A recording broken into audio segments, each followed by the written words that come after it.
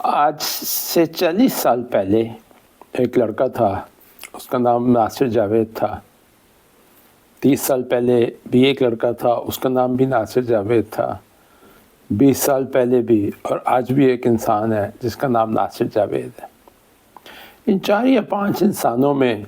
نام، شناختی کارڈ اور ولدیت کے علاوہ کیا چیز مشترک ہے، کیا کامن ہے؟ چلیں سوچ، خیالات، خواہشات،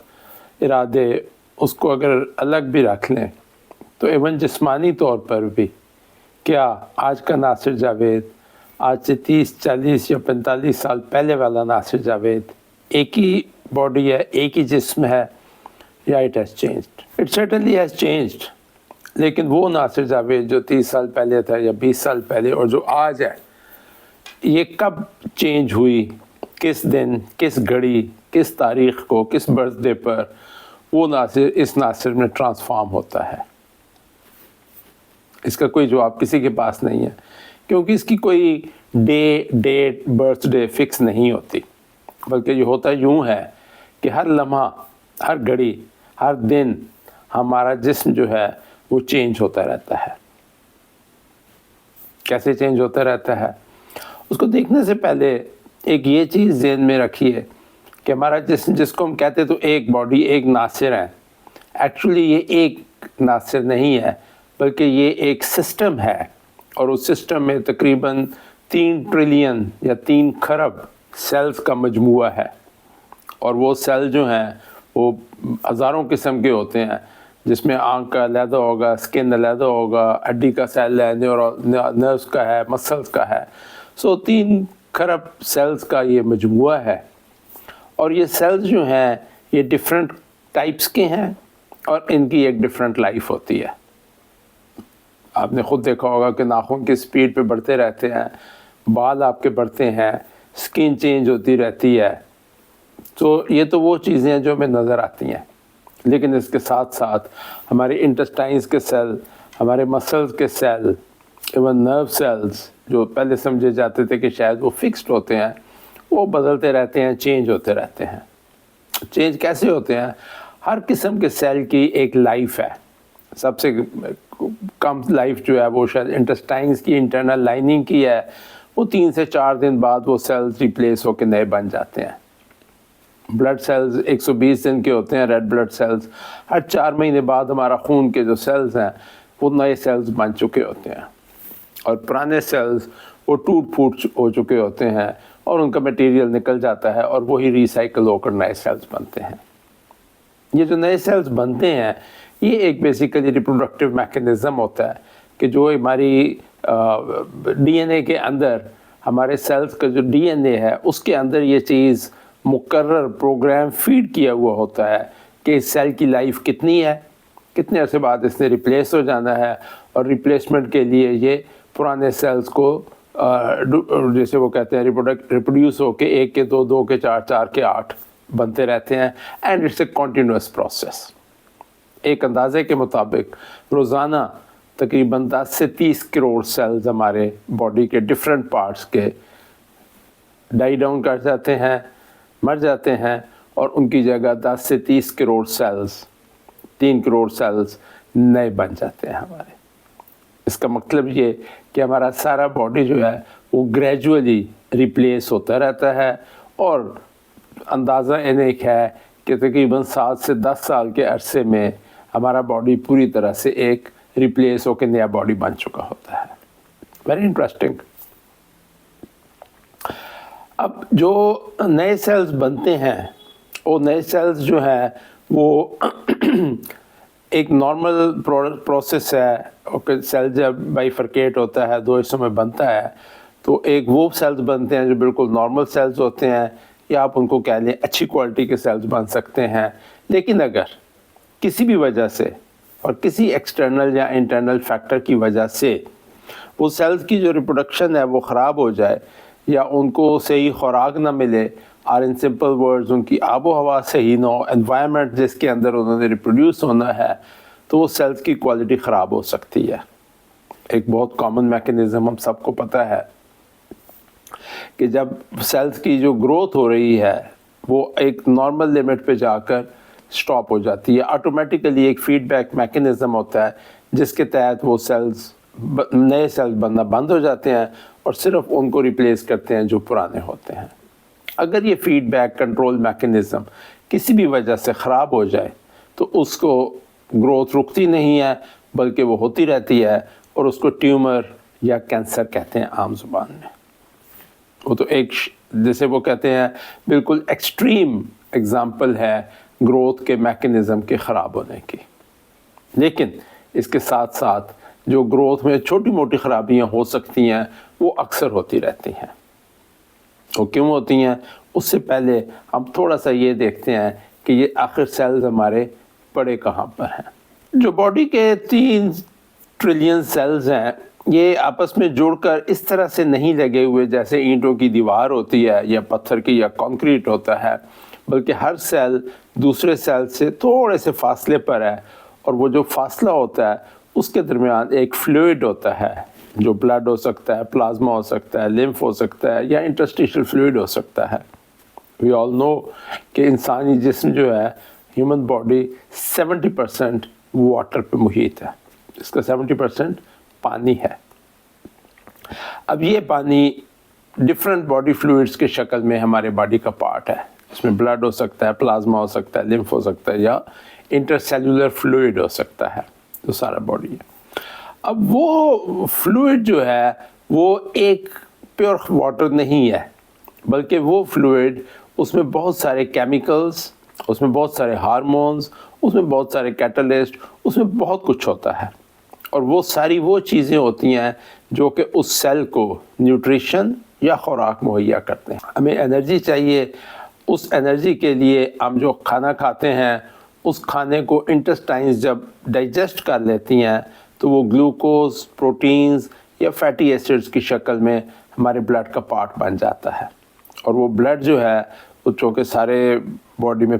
اس کو سرکولیٹ ہوتا رہتا ہے تو وہ یہ ساری انرجی جو گلوکوز ہے یا پروٹینز ہیں ان کو جہاں ضرورت ہوتی ہے، جس قدر ضرورت ہوتی ہے وہاں پر وہ ان کو پہنچا دیتا ہے، اور وہ ہمارے سیلز کی ریپروڈکشن کے کام آتے ہیں کیونکہ ان کو آکسیجن بھی چاہیے، ان کو کاربوہائیڈریٹس بھی چاہیے، گلوکوز بھی چاہیے، ان کو جو ہے وہ دوسری جو پروٹینز اور فیٹی ایسڈز ہیں وہ بھی ان کو چاہیے ہوتے ہیں. اس کے علاوہ، اس خوراک کے علاوہ اور آکسیجن کے علاوہ اس کے اندر سرٹن ہارمونز ریلیز ہوتی ہیں جو کہ ہمارے باڈی کے گلینڈز ریلیز کرتے رہتے ہیں. سرٹن کیمیکلز ہوتے ہیں، سوڈیم، پوٹیشیم، کیلشیم، جن کی سیلولر ایک سیل سے باہر فلوئڈ میں اور فلوئڈ سے سیل میں سیل ممبرین کے ذریعے جو ٹرانسپورٹ یا ٹرانسمیشن ہے اس سے وہ سیلز ہیلدی یا برقرار رہتے ہیں. اس کا مطلب یہ ہے کہ سیل، کسی بھی سیل کو، باڈی کے سیل کو ڈیوائڈ ہوتا ہے یا وہ گرو کرتا ہے یا ڈائی ڈاؤن کرتا ہے یا ریپروڈیوس کر کے 1 کے 2، 2 کے 4، 4 کے 8 بنتے ہیں، تو وہ ایک ویکیوم میں نہیں ہوتا بلکہ وہ ایک ایسے فلوئڈ میں فلوٹ کر رہا ہوتا ہے جس فلوئڈ کی کمپوزیشن باڈی بہت ہی احتیاط کے ساتھ اور بہت سائنٹیفک لیول پہ مینٹین کر کے رکھتی ہے. ایگزامپل اس کی ہے بلڈ گلوکوز لیول. اگر ہمارا بلڈ گلوکوز لیول ہائی ہو جائے، جس کو ڈائبٹیز کہتے ہیں، وہ ڈائبٹیز جو ہے وہ ہمارے اس بلڈ اور باڈی فلوئڈ کے ذریعے ہمارے باڈی کے ہر سیل کو افیکٹ کرتی ہے اور وہ اس کو نقصان پہنچاتی ہے. اگر آپ لپڈز، جو فیٹ ہوتا ہے، لپڈ جس کو عام طور پہ فیٹس کہتے ہیں، لپڈز کہتے ہیں، ہمارا لپڈ پروفائل جو ہم چیک کرتے ہیں ہارٹ پیشنٹس کے لیے، اگر ان کی کوانٹٹی میجر سے زیادہ ہو جائے نقصان دہ ہو جاتا ہے اور وہ ہر سیل کے لیے نقصان دہ ہوتا ہے. ہم جو اینٹی بایوٹک لیتے ہیں، ہم جو وائٹامنز لیتے ہیں، وہ باڈی ایبزارب کر کے تھرو بلڈ اور اس فلوئڈز کے ذریعے آپ کے تمام باڈی کے تمام سیلز کو پرووائڈ کر دیتا ہے. اگر وہ اینٹی بایوٹک ہے تو وہ ان جرمز کے خلاف ہوگا جن کے لیے آپ نے اینٹی بایوٹک لیا. اگر وہ ملٹی وائٹامن ہے تو وہ وائٹامنز ہیں یا منرلز ہیں جو آپ کے باڈی کو ریکوائرڈ ہیں ایک ہیلدی سیلز کی گروتھ کے لیے یا آرگن کی گروتھ کے لیے، وہ وہاں پہنچ جاتے ہیں. یہ تو وہ نیوٹریشنز ہیں جو ہم عام طور پر جانتے ہیں. اس کے علاوہ ایک اور چیز جس کو ریلیز کرتا ہے باڈی برین، جس کو برین میں ایک جو گلینڈز ہوتے ہیں وہ ریلیز کرتے ہیں، وہ سرٹن ہارمونز ہوتی ہیں۔ وہ ہارمونز دو طرح کی ہوتی ہیں، ایک وہ ہارمونز جن کو ہم ہیلدی ہارمونز کہتے ہیں، جس میں آکسیٹوسن ہے، ڈوپامین ہے، سیروٹونین ہے۔ یہ وہ ہارمونز ہیں جو ایک باڈی کو نارمل اس کی گروتھ والے اور ایک ڈیولپمنٹ والے فیز میں رکھتی ہیں۔ جب یہ ہارمونز کی ایک پرٹیکولر کوانٹٹی باڈی فلوئڈز میں ہوتی ہے، وہ ان سیلز کے سراؤنڈ کرتی ہے اور ان سیلز کو ایک ہیلدی انوائرمنٹ پرووائڈ کرتی ہے for normal growth and division, cell division, تاکہ نئے سیل بن سکیں اور پرانے جو ہے وہ ہم ریپلیس کر سکیں۔ اسی طرح ایک نیگیٹو ہارمونز ہوتی ہیں، خاص طور پر جس میں کورٹیسول ہے، ایپینیفرین، نور ایپینیفرین، ایڈرینالین۔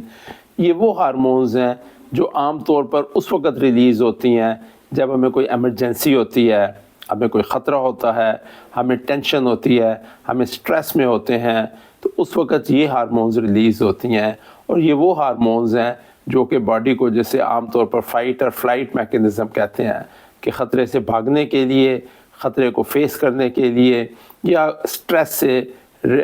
نمٹنے کے لیے وہ ہمیں باڈی میں چاہیے ہوتی ہیں۔ ان ہارمونز کا چونکہ نارمل گروتھ سے تعلق نہیں ہوتا،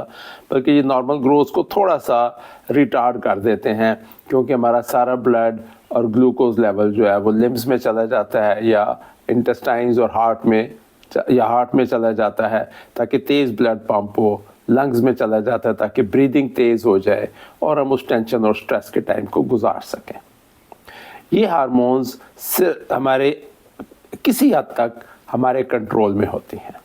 اگر ہم اچھی سوچیں رکھیں گے، پازیٹیو سوچیں رکھیں گے، خوش رہیں گے اور اپنے آپ کو ہیلدی فیل کریں گے، تو جو ہماری پازیٹیو ہارمونز ہیں، ڈوپامین، سیروٹونین، آکسیٹوسن، وہ ریلیز ہوں گی۔ اور اگر ہم ہر وقت سٹریس میں رہیں گے، انگزائٹی میں رہیں گے، غصے میں رہیں گے، تو جو نیگیٹو ہارمونز ہیں وہ ریلیز ہوں گی۔ اب آپ تھوڑی دیر کے لیے یہ تصور کیجئے کہ آپ کے تمام 3 خرب سیل جو ہیں یا 3 ٹریلین اور واٹ ایور دے آر، ہر سیل جو ہے اس نے ڈیلی یا گرو کرنا ہے یا ڈائی ڈاؤن کر کے نیا سیل بننا ہے۔ لائف ڈیفرنٹ ہے، کوئی 3 دن بعد، کوئی 6 مہینے بعد، کوئی 2 سال بعد، بٹ ہر سیل کی ایک لائف ہے اور اس لائف کے بعد اس نے ریپلیس ہونا ہے بائی ادر سیلز۔ اب اگر ہر سیل کے باہر ایک فلوئڈ موجود ہے اور اس فلوئڈ میں سرٹن خوراک، آکسیجن، کیمیکلز اور ہارمونز موجود ہیں، یہ ان اے وے ایک انوائرمنٹ پرووائڈ کرتا ہے ہر سیل کو۔ اگر یہ انوائرمنٹ اچھی، ہیلدی اور پازیٹیو ہوگی تو سیلز کی جو گروتھ ہے، نئے سیلز جو بن رہے ہیں وہ ہیلدی ہوں گے۔ اور اگر یہ انوائرمنٹ نیگیٹو ہارمونز ہے، گلوکوز کی زیادتی یا کمی ہے، لپڈ زیادہ ہو گئے ہیں، کوئی اور کیمیکلز کا بیلنس نہیں ہے، یہ نیگیٹو رول پلے کریں گے اور جو نئے سیلز بنیں گے وہ اچھی کوالٹی کے نہیں ہوں گے، بلکہ وہ کوٹ ان کوٹ بیمار سیلز ہوں گے۔ اب جیسے عام طور پر ہم کہتے ہیں کہ اگر آپ اچھی تازہ آب و ہوا میں رہیں گے، صاف ماحول ہوگا، آکسیجن صاف ہوگی، اسموکنگ نہیں کریں گے، آپ اچھی خوراک کھائیں گے، آپ ایک اچھی انوائرمنٹ میں رہیں گے، آپ ہیلدی رہیں گے۔ اگر آپ ایک اسموکس میں، ڈسٹ میں، دھوئیں میں، اسموگ میں رہیں گے، آپ کی صحت بری رہے گی۔ بالکل اسی طریقے سے جیسے ایکسٹرنل انوائرمنٹ ہمارے باڈی کی گروتھ کو افیکٹ کرتی ہے، اسی طرح سے ایک ہمارے باڈی کے اندر انٹرنل انوائرمنٹ ہوتی ہے، اور وہ انٹرنل انوائرمنٹ اس فلوئڈ کی شکل میں ہوتی ہے جو آپ کے ہر سیل کے سراؤنڈ کرتا ہے، اور وہ انوائرمنٹ امپیکٹ کرتی ہے اس سیل کی گروتھ کو، اس کی ریپلیسمنٹ کو۔ اگر آپ کی نیگیٹو ہارمونز ریلیز ہو رہی ہیں تو وہ پیریڈ کے دوران جو سیلز گرو کریں گے وہ ہیلدی نہیں ہوں گے۔ اب اسی وجہ سے بہت سارا چیز آپ اپنی، جیسے آکسیجن کا خیال کرتے ہیں، جیسے آپ اپنی خوراک کا خیال کرتے ہیں، اسی طریقے سے آپ اپنے خیالات کا خیال کرنا چاہیے۔ اگر آپ کے خیالات پازیٹیو ہوں گے، ہیپی ہوں گے، ہیلدی ہوں گے، آپ خوش رہیں گے، دوسروں کے لیے اچھا سوچیں گے، شکر گزار رہیں گے، ٹینشن نہیں لیں گے، سٹریس فری رکھیں گے، آپ کے باڈی میں پازیٹیو ہارمونز ریلیز ہوں گی جو آپ کے بلڈ اور فلوئڈ سے ہوتے ہوئے ہر سیل کی جو انوائرنمنٹ ہے، جس پانی میں وہ تیر رہا ہے سیل، اس کو پازیٹیو انوائرنمنٹ مہیا کریں گے، اور آپ کا باڈی کی سیل ریپلیسمنٹ اچھے طریقے سے ہیلدی ہوگی، اور over a period of time آپ کا اوور آل باڈی کا جو میجورٹی آف سیلز ہے وہ ہیلدی سیلز پر مشتمل ہوگا۔ اسی کو آپ ریورس کر دیں، اگر آپ خوراک صحیح نہیں کھائیں گے، اگر آپ شوگر کو کنٹرول نہیں کریں گے، اور سب سے امپورٹنٹ اگر آپ اپنے خیالات کو نیگیٹو رکھیں گے، انگزائٹی، سٹریس، ٹینشن، ناشکری، کمپلیننگ ہر وقت، واٹ ول ہیپن، آپ کے نیگیٹو ہارمونز ریلیز ہوں گے برین کی فارمیسی میں سے، اور وہ نیگیٹو ہارمونز آپ کے ہر سیلز کو اس فلوئڈ میں پہنچ جائیں گے، ان پہ نیگیٹو امپیکٹ ڈالیں گے، اور آپ کے لیے جو نئے سیلز بنیں گے وہ ہیلدی ہونے کی بجائے بیمار سیلز ہوں گے۔ اسی وجہ سے بہت سے لوگ جو کنٹینیوس اسٹریس میں رہتے ہیں، ٹینشن میں رہتے ہیں، انگزائٹی رہتے ہیں، یا ہر وقت کمپلیننگ کرتے رہتے ہیں، شکر گزاری نہیں کرتے، دوسروں پہ غصہ رکھتے ہیں، کینہ رکھتے ہیں، چیختے چلاتے ہیں، ان میں وہ نیگیٹو ہارمونز کی زیادتی ہو جاتی ہے، اور وہ کسی نہ کسی بیماری میں ہر وقت، نہیں تو ویری فریکوینٹلی، کبھی وہ دانت کا درد ہو جاتا ہے، کبھی وہ جوڑوں کا درد ہو جائے گا، کبھی اسکن کی ڈیزیز ہو جائے گی، کبھی آپ کا پیٹ اپسیٹ ہو جائے گا، آپ کا ہارٹ افیکٹ ہو سکتا ہے، آپ کا برین سٹروک ہو سکتی ہے۔ یہ ساری چیزیں آپ اس حد تک ضرور کنٹرول کر سکتے ہیں جس کو ہم عام طور پہ سمجھتے نہیں۔ سو آپ اپنے خیالات سے اپنے باڈی کی گروتھ کو، اور جو کل کو آپ کا باڈی ہوگا، اس کو کنٹرول کر سکتے ہیں۔ The choice is yours۔ تو حقیقت یہ ہے کہ ٹو اے لارج ایکسٹینٹ ہم باڈیلی، جسمانی طور پر کل ہمارا کیسا ہوگا ہمارے سوچ اور خیالات پر منحصر کرتا ہے۔ سیلز وہی ہیں، کس طریقے سے وہ ریپلیس ہوتے ہیں اور کس قسم کے سیلز بنتے ہیں، اس میں نے کہا ہے کہ آپ کی ان ہارمونز کا بہت رول ہے جو آپ کی سوچ، خیالات، سٹریس اور تھاٹ پروسیس سے ریلیز ہوتے ہیں۔ بالکل ایسے ہی جیسے کمہار کا یہ جو چاک ہوتا ہے، اس کے اوپر وہی مٹی ہے، لیکن صرف کمہار کے جو ہے وہ کاریگر کے ہاتھوں کی موومنٹ سے وہ کبھی جو ہے وہ دیگچی بن جاتی ہے، تو کبھی پرات بن جاتی ہے، تو کبھی سراہی بن جاتی ہے، تو کبھی گھڑا بن جائے گا۔ یہ جو ہاتھ ہے کاریگر کا، یہ بیسیکلی آپ کے خیالات ہیں۔ جس قسم کے آپ خیالات رکھیں گے، اسی قسم کے سیلز آپ کے ریپروڈیوس ہوں گے، چینج ہوں گے، ریپلیس ہوں گے، اور کل کو 2 سال بعد، 4 سال بعد، 5 سال بعد آپ کس قسم کے انسان ہوں گے، باڈیلی فزیکل کی بات کر رہا ہوں، وہ آپ کے آج کے خیالات کے اوپر منحصر ہے۔